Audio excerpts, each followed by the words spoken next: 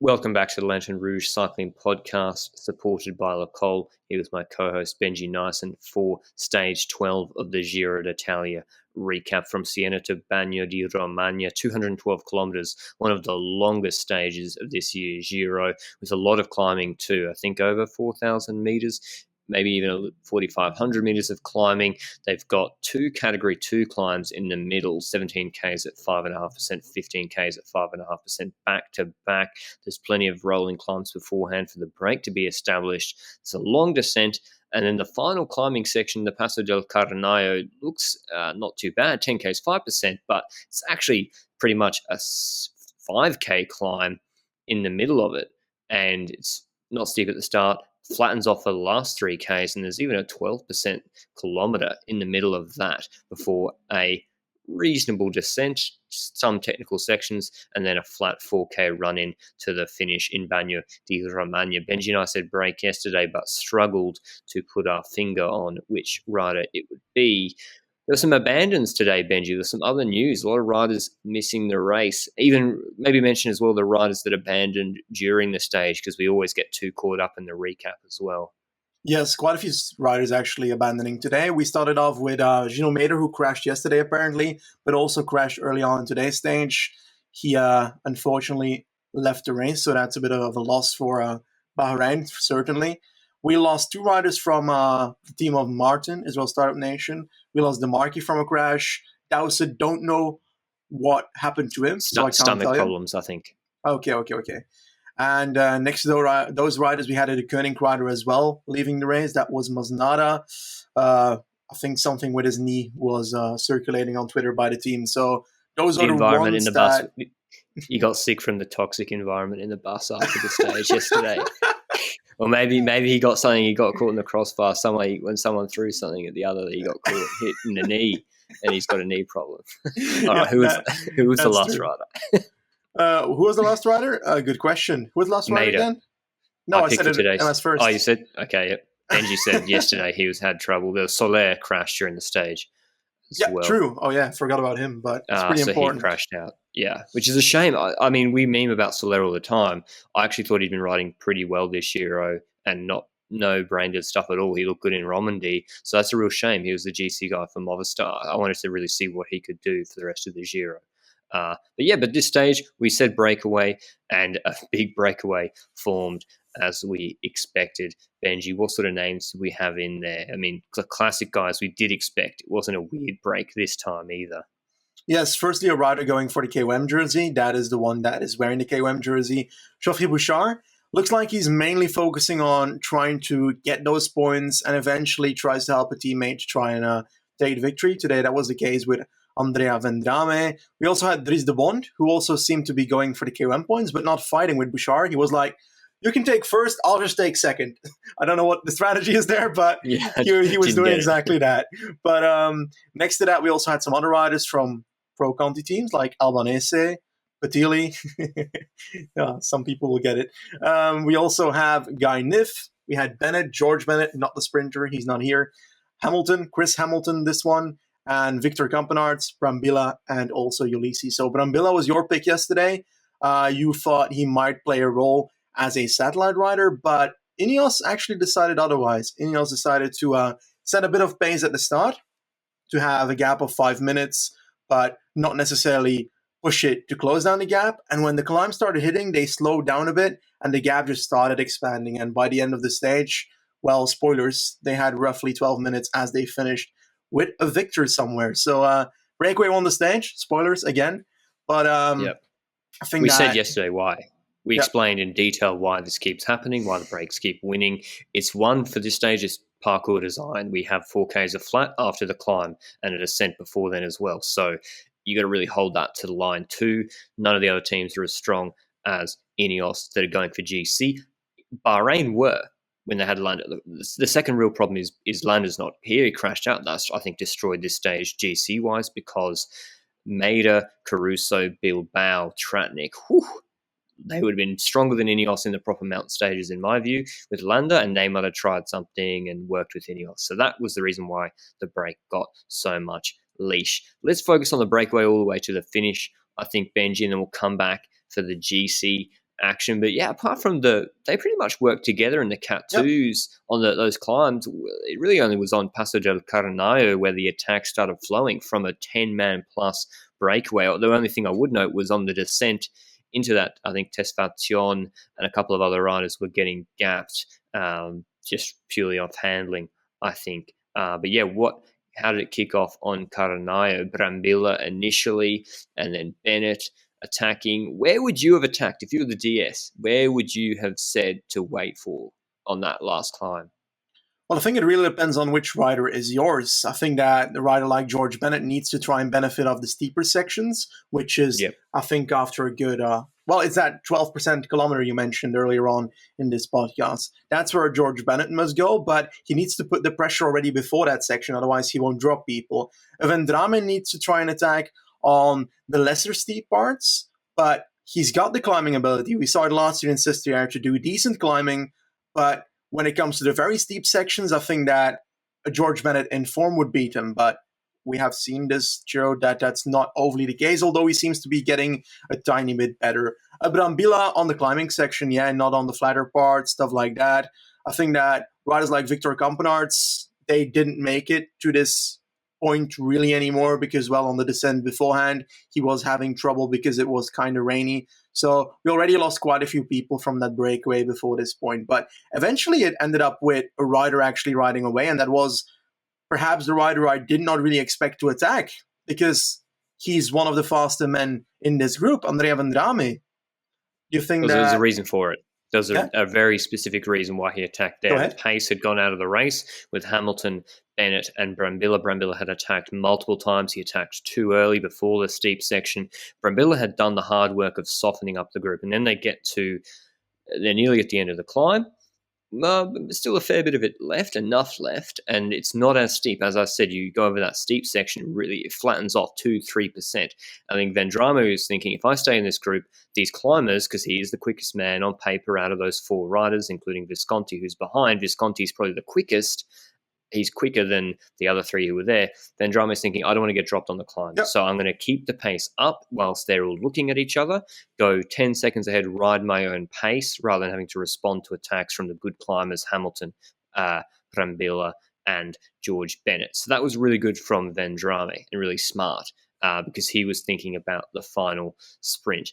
Otherwise, I mean, Bouchard kind of didn't help Vendrame before because Vendrame was dropping on earlier sections. So I don't know what was going on there. I think for riders like George Bennett, as Benji said, you have to 100% commit to the climb and leave it all there and basically either drop everyone and go clear or get dropped yourself because, no offense to the man, but you're not winning the final sprint yourself. Hamilton, kind of similar as well. Brambilla's got a little bit of punch, no pun intended, but they all went over the top pretty much together, Benji. And then what happened there's that 4 kilometer flat section. What did you see there? And was that a result of them being scared of Vendrame? Well, I think they started skirmishing a bit between them. And I think that this is indeed caused by Vendrame being the better sprinter in that group. So the riders that don't necessarily have that sprint need to try and make a bit of an attack going. And I think one of the attacks that stuck the most was Chris Hamilton, who made a move. Chris Hamilton made a move on, I think, one side of the road. Significant gap suddenly because nobody's really responding the first time around because they're all looking at Vendrame, and Vendrame is like, well, I can't do everything, people. And eventually, we saw that Vendrame did respond. And Vendrame bridged the gap quite strongly to the wheel of Hamilton. And while that was all going on, I'd like to focus on the two people behind because we saw that Brambilla was basically riding at a tempo where he wasn't going to chase it because he was like, Bennett, it's your turn. You need to do it. And Bennett was like, no, it's your turn. You need to do it. And if you do that for too long, you're on a gap and you can't get back. And from that point onwards, those two looked like they were riding to make each other lose instead of trying to win. It was classic. I mean, we'll talk about it at the end. Brambilla's history that he's a hot-headed fella in a break. Gianluca Brambilla, and 100% Benji. I do think in his defense, Bennett was Bennett was being an anchor, and Yep. Bennett had not as attacked as much as Brambilla. But the two go clear, Hamilton and Vendrame. Hamilton bridges across to Vendrame. We've got 2Ks to go. Obviously, the gap to the peloton is like 12 minutes. So this is why the cat and mousing had been going on for 20Ks at this point, even on the previous climb. Hamilton pulls for a little bit and then puts Vendrame on the front. Totally makes sense. Vendrame, the quicker man, of course, and it's pretty straightforward. Vendrame keeps pulling, doesn't even look to get Hamilton to do any work, backs himself completely, and he wants to keep the gap to Visconti, Brambilla, and George Bennett. Leads it out, and Vendrame for Âge des Citron La Mondiale dusts Hamilton off in the sprint. Finally. Even though, is this his? What do you mean? Fine? Is this his first Grand Tour win? I'm pretty sure it is, right? I've been saying for years that he should win a Giro stage, and it is by far, Benji. It's his biggest win by far. He hasn't even won a World Tour race. He's won a stage in Pays de la Loire. Forget that race. He didn't win that, according to me. Trobro, and he won Trobro Lyon, which is a very nice race, actually, in 2019.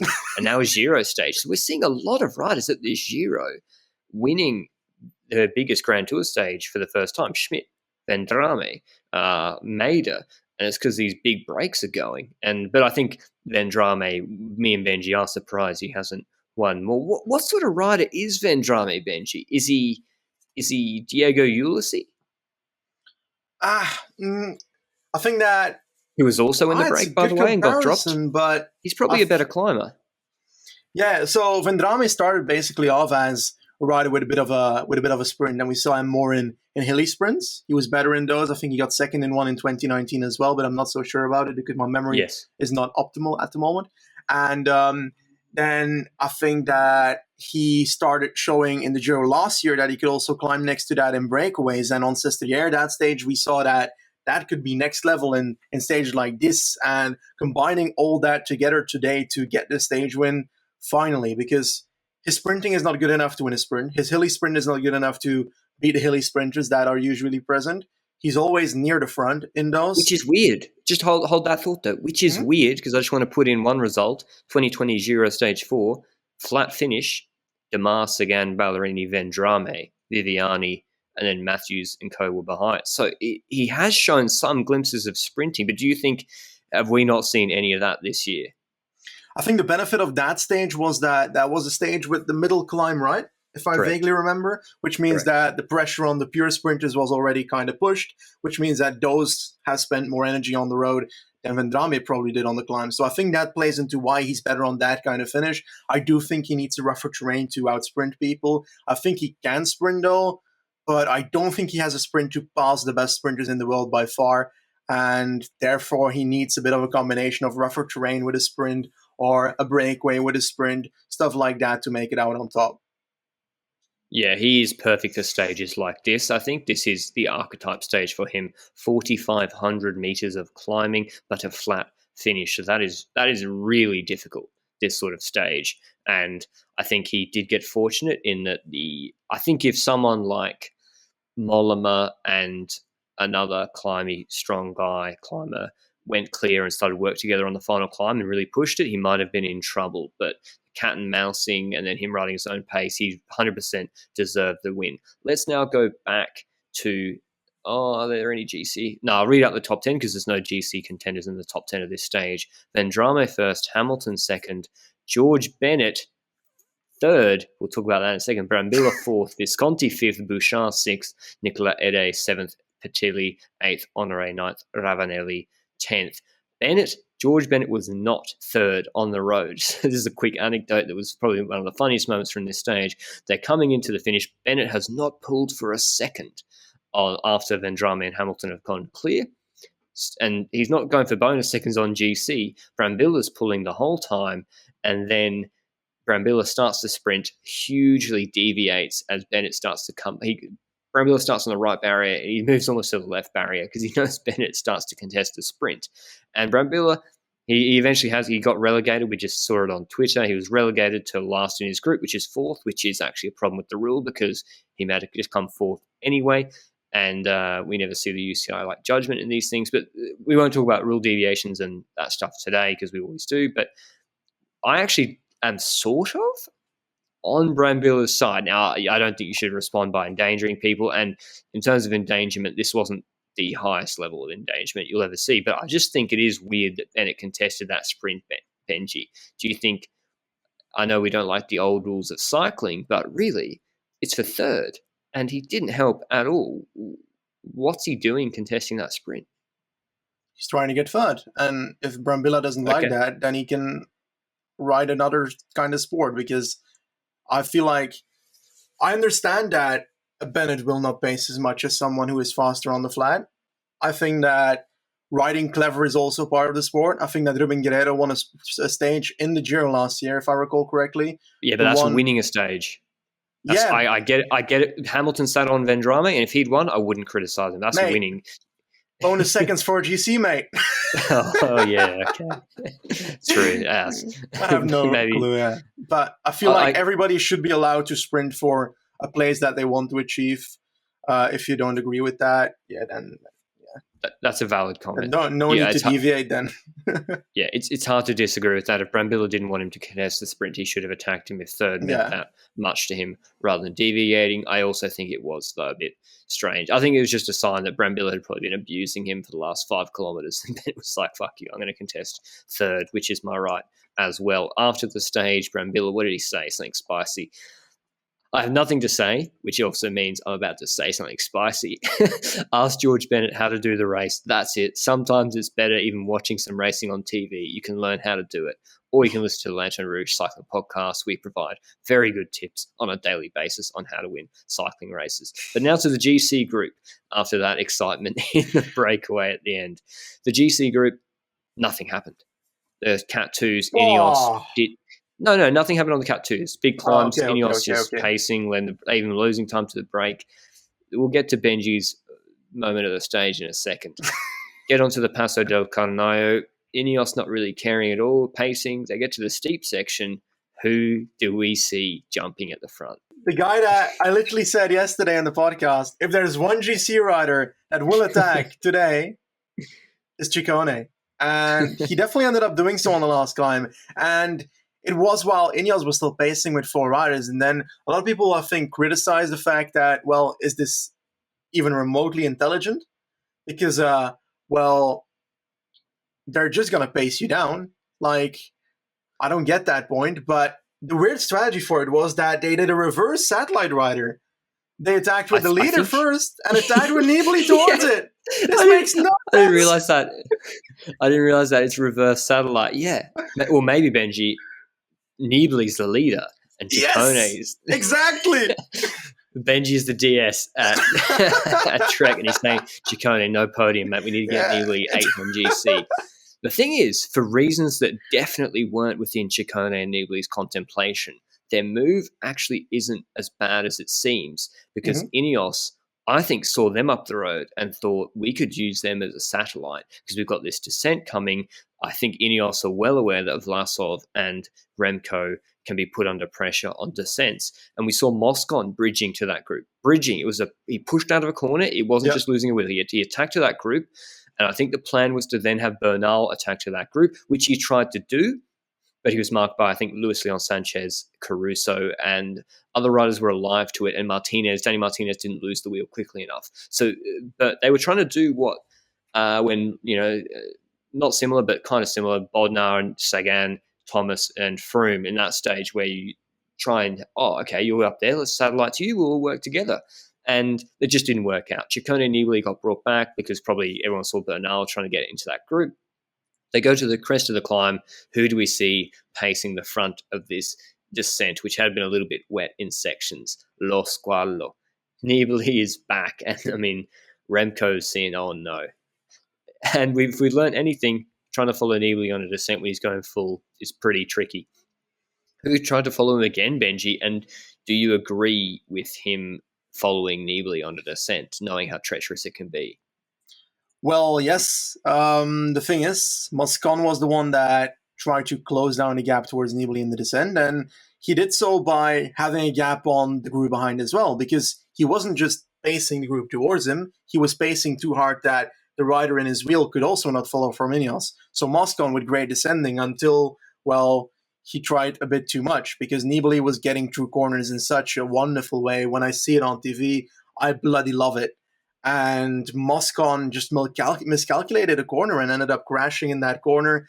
I think that should he have done it? Probably not at all. Makes no sense to me. I think that Moscon closing that down is completely unnecessary at all because Nibali is not in instant danger. He's on 4:11 NGC. He might come back by the end of the Giro and win it, obviously, because Lo Squalo is the...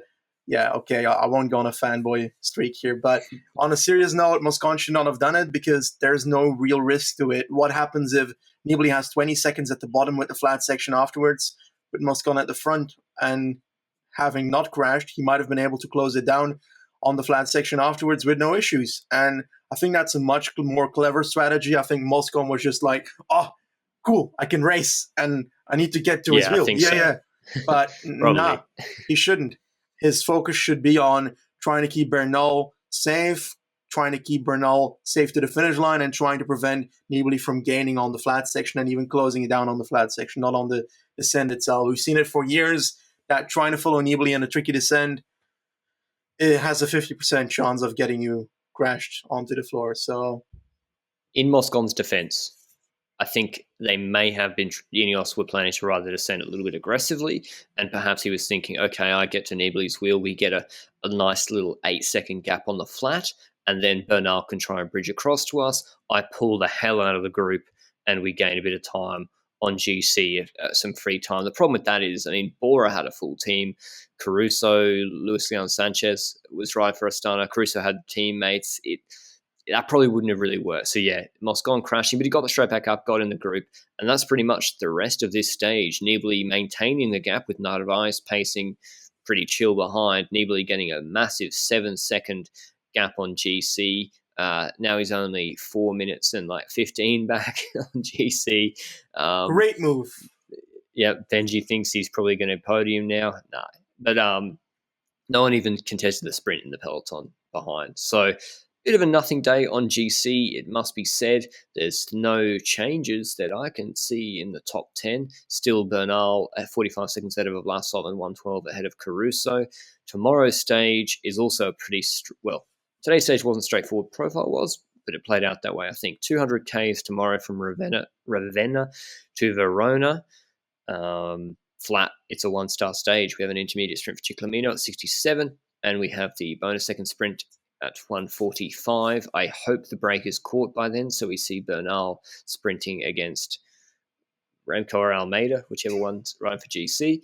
And then we have the sprint at the finish, which is a little bit downhill, but not really downhill at all. No Ewan, no Merlier, who's out of the race as well. I learned that today because that happened when I was flying. Who you got for tomorrow's sprint, Benji? I was actually looking at the previous sprints and seeing who was consistently third and fourth and second and so forth. And the two names that keep consistently getting good results is Nizzolo and Viviani. And the problem is that Nizzolo can't win because he's going to get second. So he has to, yeah. I'll have to say Viviani again. This time he had bad luck. The other time, I really believe that he's one of the better flat sprinters still available here. I think that Gaviria doesn't have the punch to outsprint Viviani at the end. I think that Sagan doesn't have the... I don't believe that Sagan's sprint is on the level of the one of Viviani on the flat once we have a non-technical last section. And I gotta be honest, I have not seen the technicalities of the last kilometer, so I can't tell you if that's going to influence a lot on this moment. Let me look now. Okay, I'll just give you some time while I'm rattling on about the previous sprints. I think without Merlier and so forth, there's only a few people that really come into play for these sprints. Now, Chimolai, I don't think that... Yeah? Benji. Yeah. There's no turns for... There's no turns for, I think, 15 kilometers. No, not that long. And then a roundabout in the last 100 meters. Why do you see I was? No, but it's a straight through roundabout. There is a roundabout at the end, but it's pretty much straight through. Viviani wins, okay? I'm going to go with Giacomo Nizzolo. I've picked him about 4 times already to win a race this year. I'm going to stick with him, hold the line. I think he has to win tomorrow. If he doesn't win this, he's never winning a Giro stage. Gaviria and Viviani and the rest. What is that? Everything else we've wrapped up from this stage? Any other news? I think like two things. Remember when I said in the early part of the year in our UAE preview that Gaviria might not win a single stage this year? Has he won anything so far? I don't think so, right? I don't know. I'll check it. Okay. In the meanwhile, you've been in Europe for a single day since you moved from Australia, one of the hotter countries in the world, and Andorra's not in the European Union. You're sunburnt, mate. Well, exactly. I mean, this is what happens. I come to Europe. I'm told Andorra is going to be cold, and I'm like, I can't get sunburnt in Europe. It's not possible. I'm from Brisbane.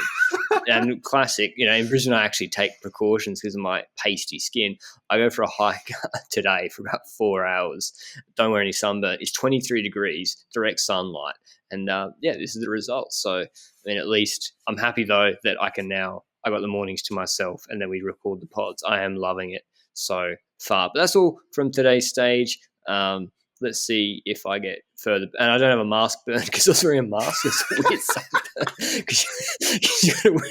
It's like a reverse panda or some shit. I look cooked. Anyway, that's enough for today. We'll see you with the sprint stage tomorrow. Ciao.